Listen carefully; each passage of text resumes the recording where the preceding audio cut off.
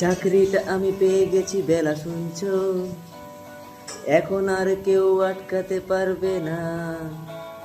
সম্বন্ধটা এবার তুমি ভেস্তে দিতে পারো, মাকে বলে দাও বিয়ে তুমি করছো না। চাকরিটা আমি পেয়ে গেছি বেলা শুনছো, এখন আর কেউ আটকাতে পারবে না। সম্বন্ধটা এইবার তুমি ভেস্তে দিতে পারো, মাকে বলে দাও বিয়ে তুমি করছো না।